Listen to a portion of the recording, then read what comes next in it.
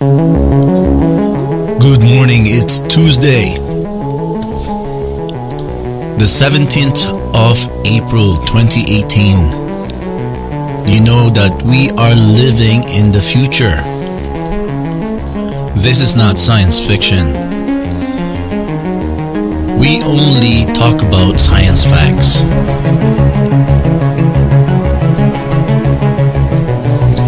Welcome to the Tuesday Future Tech and the Future of Society. Here on Is Just Another Ordinary Joe Show Tuesday podcast. I cannot emphasize enough why the ordinary Joe needs to know how important it is for us to understand technology and the future.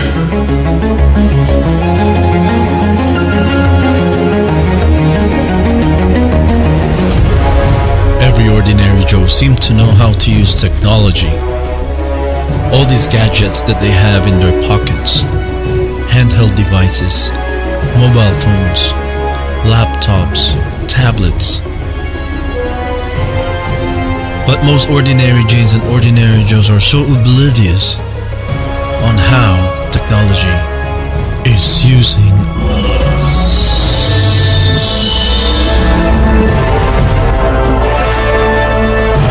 So, good morning, ladies and gentlemen.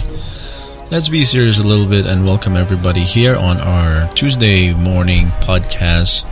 Tuesday is all about future tech and the future of our society.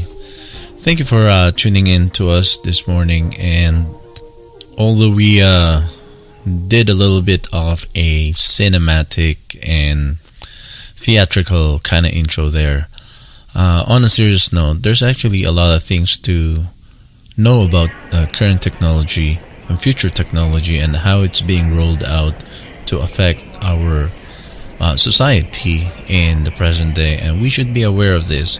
Technology is a double-edged sword. It can be for the good and for the bad of humanity, and that is the reason I am very insisting on having this as part of the F series. Although this is probably the podcast, Tuesdays will probably the podcast that will be very difficult for us to generate any sponsors or advertisers on. But I really feel that it's very important to keep our audience up to speed with all these issues.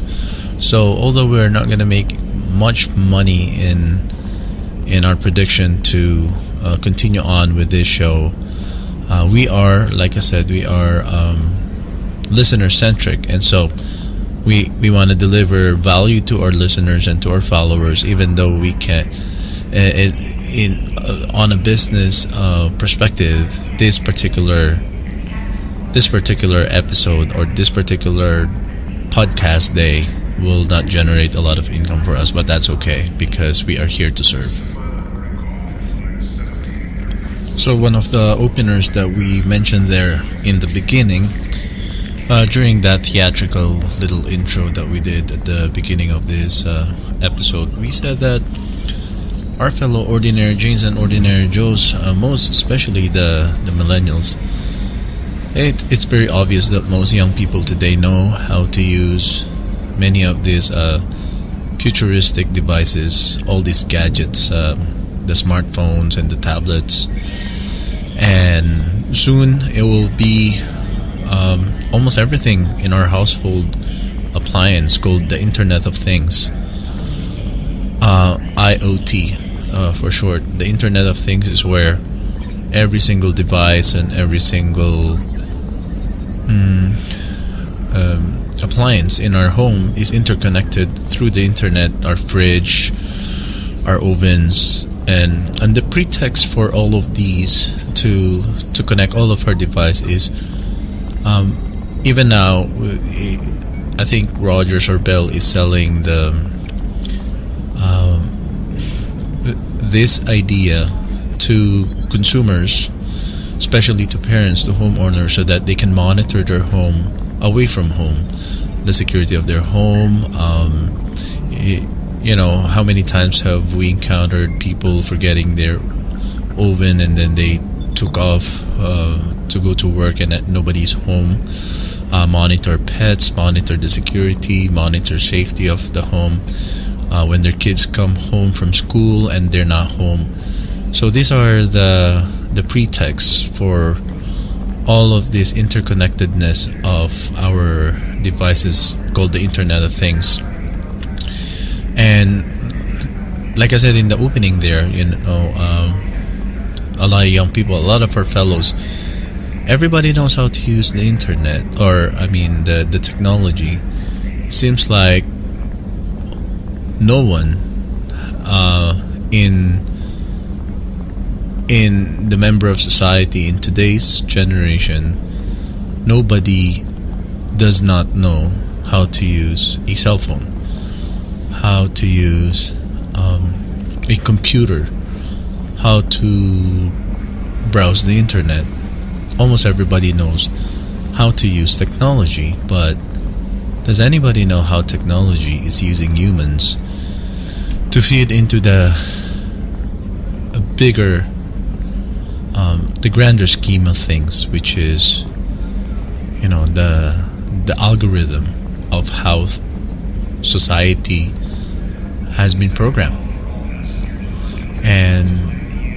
And the sad thing about it is we end up being an element of an algorithm for the grand scheme of things. It's a machine's world, and now the humans have to bow down and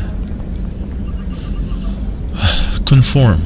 So we are now the foreign elements, when everything is compliant towards what we call singularity. And that is something that we need to talk about, because it sounds a little bit science fiction-y when I talk like this, but these are clear and present danger for our physical bodies, our psyche, our mentality, and most of all, our privacy. It's for real. All of this for real. We have driverless vehicles running on the roads, and we connect to everything, and we know that even the big CEOs like Mark Zuckerberg and Edward Snowden would cover the camera on their laptops, because hackers can hack into anybody's computer and watch through a computer's phone cameras without us knowing. It doesn't even light up the camera, so you think it's just, we don't even know that it's activated. Anyways, how do you like having this conversation with me here at our space station? I put together some sound effect so that it feels like we are having a conversation up here in space, because that's a symbol of futurism, of future technology. But a lot of kids, a lot of young people really don't want to talk about the reality of the clear and present danger that we are in when it comes to technology taking over our lives. There are books after books after books and studies after studies how technology actually affect individual lives and us as a society as well. A very big effect, not just minor effects, but we are all affected by the technology that we are using on a daily basis. It's supposed to help us, but it actually also entrap us. I personally use technology every day. There's not a day that goes by that I don't use my computer. Trying to be a digital media marketing service person, a consultant on this field, I don't have any choice but to deal with computers every day. Computers, editing softwares. Even right now, I'm using an audio editing software just to talk to you, to prepare this podcast for your enjoyment later on when I publish it. But every single day, all of us, we rely on technology.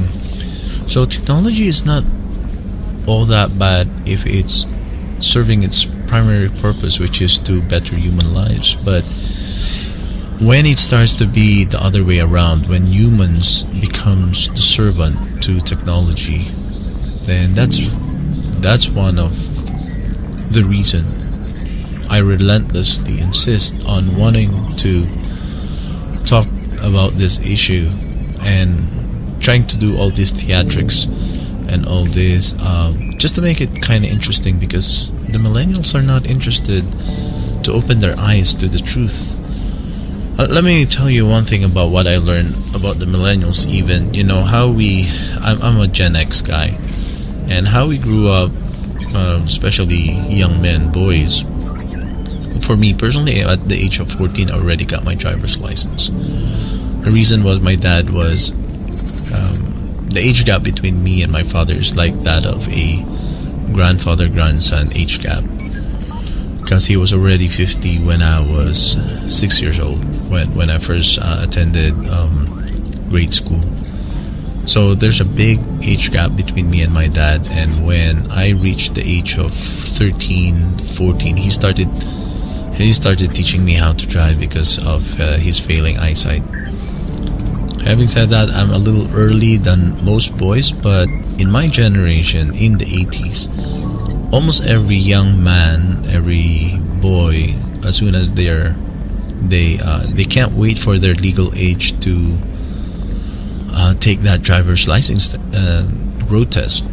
Everybody, every man, especially men, and a lot of women as well, are just so anxious to finally get to that legal age where they can get their driver's license, and hopefully, you know, they'll be allowed to drive their own vehicles. And it's a symbol of freedom. It's a symbol of coming of age. It's independence when you have your own driver's license. But today's millennials are all actually letting go, or they're not even interested to get their driver's license. Many of the young people are sold on into depending on public transit, and there's a lot of propaganda that's happening among university students right now. A lot of and by the way, sorry, well, I think this whole episode for today, we won't have any break. It's just too important to the topic that we are talking about, so I'm gonna skip a lot of breaks as long as I can keep talking and share my heart to heart with you guys. I will just keep on continuing. When I get tired, we'll take a break. Since we don't have those paying sponsors yet, we have the luxury of just keeping on going. And I really am hoping with this podcast that I can entice the interest of a lot of young people to listen to me and sort of like find their roots, find their humanity. Because I don't know if are we the Gen X generation, the Gen Xers who were born between early 70s to, well, I have to look it up. I think Gen Xers, we are the next generation after the baby boomers. So are we the last generation to really enjoy human experience? Let's take, for example, playtime. A lot of young people, playtime for them is all about playing over the internet, interacting through game consoles. What about real play? I know there's still a lot of young people here in the city who are interested in like playing in, you know, beach volleyballs, for example, and all that. But you know, in society where athleticism is also sort of like an exclusive club for the jocks, the athletic types, and if you're just if you're non-athletic, there's no room for you to you know, to participate on any of the athletic sports. But back in the day when we were growing up, there's so many other games, parlor games, backyard games, street games. Children just run off, climb trees, run off the streets, go from house to house, and run around the neighborhoods, meeting new friends, meeting new neighbors. That kind of society virtually does not exist in North America, and it was replaced by technology, game consoles, people playing against each other over the internet, or you don't even need a playmate. You can just, play against a computer. And everything seems to be, there is a very aggressive, very, very aggressive move by robotics to take over roles, people roles for people roles for industries. In Japan, a lot of sex bots are starting to become mainstream.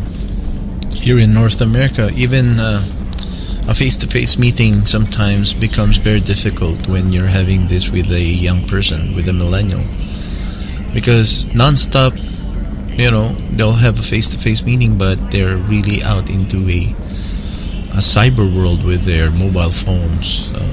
Non-stop they will check on their texts. It's like there's not a minute where you can get them to stop and take their eyes off their phones and just have a human interaction. But these are clear and present danger, ladies and gentlemen. These are reality today. These are not science fiction. I'm trying to make this podcast a little bit more interesting by putting some of this science fiction but anyways, let's talk a little bit about science fiction. Science fiction needs to be, some of them needs to be taken as satire, but many of them are propaganda. Yes, it's helping humans to be more desensitized and to be more accepting of the technological takeover. I really am like from the episode 1. If you listen to my heart, what I was sharing from episode 1 of Future Tech Tuesdays, I really am a fascinated and passionate boy growing up, passionate about science, about science facts and science fiction. Science fiction is my favorite genre when it comes to movies, and still am. I still like science fiction, but I hope to help a lot of young people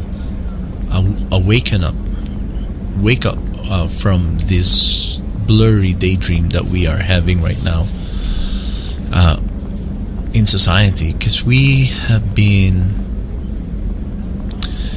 socially engineered. We have bought into so much propaganda that it now is like saying a lie, telling a lie 1,000 times, and now we believe the lie to be the truth. It starts with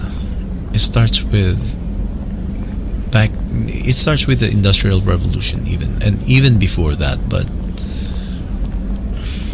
I really want to. I'm kind of torn. How should I share the knowledge that I feel like the Lord has opened my eyes to?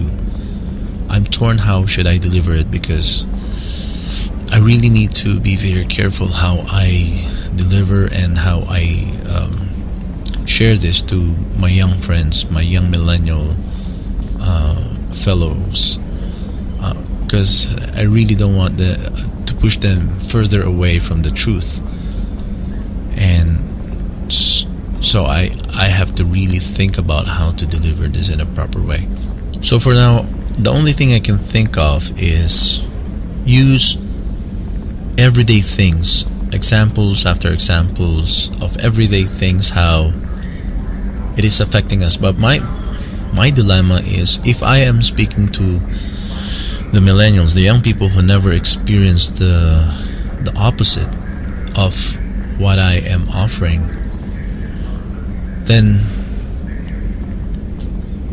how do you physically, a person who were born blind, how do you describe what you see to a person who were born blind, who never seen light in their eyes, and do they know the concept of what is light, what is darkness, shapes, shadows, you know, dimensions, two-dimensional objects, three-dimensional objects? How do you describe these things to a blind person? It's quite a challenge, right? So that's the kind of dilemma I have right now with a lot of young people. Even with my daughter, my 6-year-old daughter, she was born with a laptop on her hands. An iPad on her hands. So I'm very torn, because the iPad also helped her learn how to read at a very early age, get very advanced with math, and even progress to be the most advanced reader in her class, using what they call EdTech. There's so many EdTech right now, and they're just replacing teachers with computers. Alright, let's shift gear a little bit. Let's talk about driverless vehicles. As pioneered by Tesla, Nikola Tesla, the original Tesla, is one of the historical person that I admire. But I would encourage a lot of young people who's listening to me right now, please do a little bit of research on Nikola Tesla and how his discoveries have been suppressed, how politics and we all know about Thomas Edison, and in schools we are taught, who invented the light bulb, and we always say it's Thomas Edison. Who invented electricity? We think Thomas Edison. I really need to know the story behind Nikola Tesla and Thomas Edison. Nikola Tesla's discoveries and thoughts and knowledge had been suppressed by corporate sabotage, and some of them are the working of Edison himself, to suppress the knowledge and the discoveries that Nikola Tesla has arrived to. Nikola Tesla has learned how to harness energy from out of thin air. Energy is all around us, according to Nikola Tesla. However, in today's society, we pay for electricity, don't we? And that's one of the energy, the abundance of energy or the lack of energy, specifically electricity, is a demarcation line between having a good life or a life of poverty. So countries that doesn't have electricity, most likely those countries are poor, very poor. Members of that society has very, very low standards of living. But in societies where electricity is taken for granted, like that of United States and Canada and many of Western Europe, then we live in abundance, those who enjoy electricity. But electricity is so abundant on earth that nobody should be deprived of the basic necessity, the basic provision of electricity, due to politics, due to social engineering. We pay for electricity, and there's many parts of the world that electricity is very scarce. And the thought of scarcity anyways, right? Natural resources are all around us, but we live in a society where we cannot enjoy what was provided by Mother Nature, as you call them. I don't call them Mother Nature because nature is not my mother. But as nature provides according to the creation of God, there's abundance all around, but in societies where we live, there is that nagging thought of scarcity. And if we don't move our butts on a daily basis to work hard for the food that is basic necessity, then people. That's poverty only happens in civilized societies. There's virtually no poverty in rural places unless those rural places are being attacked and dominated and invaded by the civilized, so-called civilized people of civilized societies. Think of Africa, for example. Indigenous people in many African countries, or even the Mayans in South America, if left alone, those societies will thrive.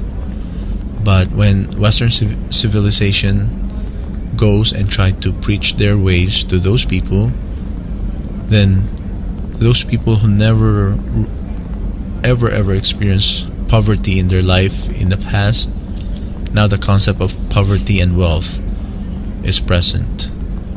Western effort to evangelize all of the indigenous societies, indigenous tribes of the world, and they bring their technology with them throughout our history. For example, Columbus and the Western people coming to America, introducing technology to the native Indians. The native Indians who live, if they were left alone on their own, they would have thrived, and they wouldn't have been introduced to the concept of both wealth and poverty. Poverty was never introduced. There was never a concept among those indigenous Indian tribes until the West has introduced those concepts to them. So now, because in organic ways of human experience, we look out for each other.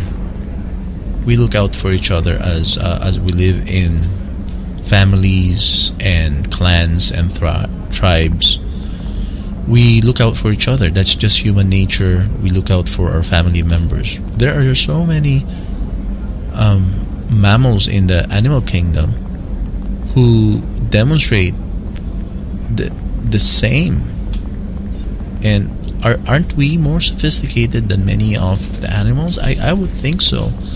A lot of killer whales and sea mammals, big fish type of mammals in the ocean, they live in families. They live like killer whales and blue whales, and many of these whales they live in family structures, and they look out for each other. And if you take a youngster of a mother orca, take the young out from her side, as they have experienced this in many SeaWorld what do you call those places? Parks? Well, I think they're called prisons, right?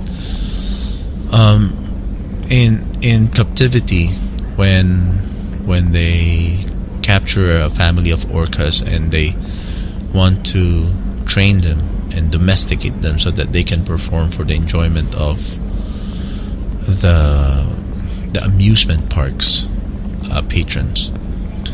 If they take a youngster of a killer whale or an orca away from a mother, that mother orca will not stop crying for years and years and years until they get reunited back.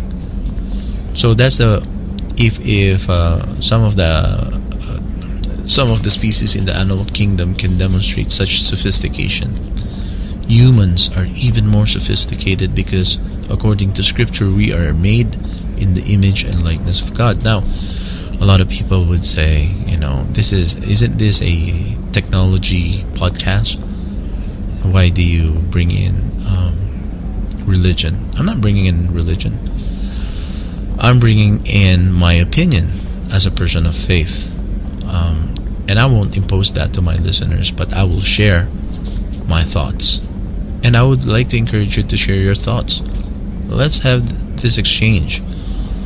In every podcast episode, I always tell my listeners, please come to our video podcast platforms, and because there's not much on the audio podcast platforms to put comments and react. But I also post this on Vimeo, on YouTube, and on Facebook page. Please come and interact. Please come and interact and react and respond to some of the thoughts that I share on the podcast. Okay, so I'm a person of faith, but that's just that we live in a diverse society, and that's my kind of diversity. I am a person of faith. I'm an immigrant, and I'm a blue-collar worker. And that's my kind of diversity. So my mind is just full of things to discuss. I really don't know where to start, but originally I intended that our podcast today will talk about the self-driving cars. In the discourse about self-driving vehicles, there's a lot of focus on when it comes to the discussion of the ethics of allowing driverless cars in our roads. The debate is always focused on the safety, which is important. Yeah, that's an important point of debate. Allowing driverless cars in our society. The roads are very controlled environment. So we have lanes. We have even with drivers. As a driver, I've been driving since I was 14 years old, legally. And before I drove legally, I was also learning for a few years already. My dad has been teaching me how to drive very, very early on, because like my story that I was sharing with you earlier, he started losing his eyesight, so he had to write a letter to the Ministry of Transportation in the Philippines, allowing his son, myself, to be allowed to take a driving test early, before the legal age of being allowed to take the test. So the age of majority in the Philippines is 18 years old, and I was only 14 when I took my driving license exam and passed it. So I was legally licensed at 14.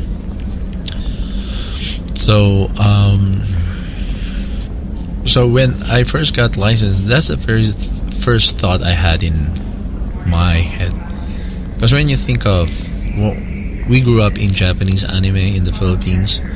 When you think of driving, you think of, the freedom to just be able to go wherever you want to go, drive wherever. But civilized societies, motorized vehicle roads are very, very controlled environment. You stay on your lane, you stop when the red light goes on, you go when it's green, you slow down when it's yellow. Many roads are one way. You cannot turn right on this, you cannot turn left on there. You have to maintain specific speed. You don't just swerve between lanes. So it's not like driving, it's just driving a vehicle and being an operator of a streetcar that runs on a rail has very, very little difference, in my opinion, because our roads are so controlled. So why are we focusing the conversation of driverless vehicles? Why are we focusing the debate on safety? I'm pretty sure the technology is there already to keep driverless cars safe.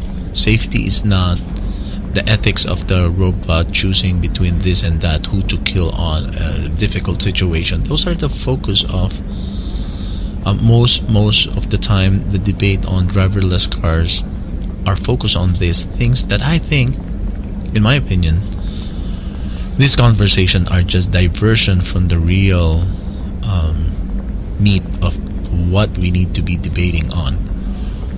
And I do believe the debate on driverless vehicles, which is a segue also, driverless vehicle is the stepping stone towards hyperloops and swarm technology of vehicles trying to predict what other vehicles are doing and tagging along, and the pretext to have that technology develop is because of efficiency of fuel and blah blah blah blah blah. Anyways, the real debate with driverless vehicle is not about safety, but it's about individual liberties on mobility. Because when everything is just public transportation, this is what driverless vehicles are bringing into our society, is that first of all, there will be driverless vehicles that we see, like the way we see it now, that you can in the movie I, Robot with Will Smith, you can override a driverless vehicle. But I think that movie is just propaganda for us to believe that driverless vehicles were meant to look like that Audi that Will Smith is driving on iRobot movie. But in reality, the agenda, the purpose of the developers of driverless vehicles, they want to take off the wheels, the pedals, the wheels, right? So that there's no overriding. There's no overriding the computer. There's no overriding the computer, which is a part of a swarm of the interconnectedness of things over the internet. You cannot override. The humans cannot override driverless vehicles because they will take away they will make the seats face each other like you're sitting in a pod, and every pod, which is now we call them driverless cars, but eventually they will become pods, and they integrate with other pods, and then they become a swarm type of robot like the one they have in Amazon picking orders, and they go into a hyperloop. So pretty much everybody doesn't have their own individual mobility. They have to go along with the swarm. So for me, the debate on driverless vehicle doesn't have to be about the safety, because the technology is so advanced that safety is not the biggest issue. All those accidents that happen with driverless vehicles, I think it's carelessness, and maybe it's a false flag. They're just trying to get people to focus on that issue other than the real issue of this technology, which is individual mobility and rights of liberty, right? So there's so much more that I want to share, but it's 3 o'clock in the morning where I live, because I had so much problem with my software earlier today. I couldn't continue on, and we are way over time, our half an hour podcast, but I will keep going until we hit the 40-minute mark, because this conversation is very important, but I don't know if I can interest young people to engage on with this conversation. And I'm pretty sure a lot of people don't see the problem. They don't see the problem. And that's how you know when the engineers are very successful, is when they're able to get people to accept and embrace something that they offer, and they're offering it, but people felt like no, they want it, they're the one asking for it. So whoever is offering it, the demand came first before the supply, and this is the best way to market to people. Thank you for sticking with me. This conversation is not over. I want us to pick up on this next Tuesday next week. Please come again and join me on another episode of Future Tech Tuesdays only here at the It's Just Another Ordinary Joe Show podcast. God bless you all, and I'll see you next week.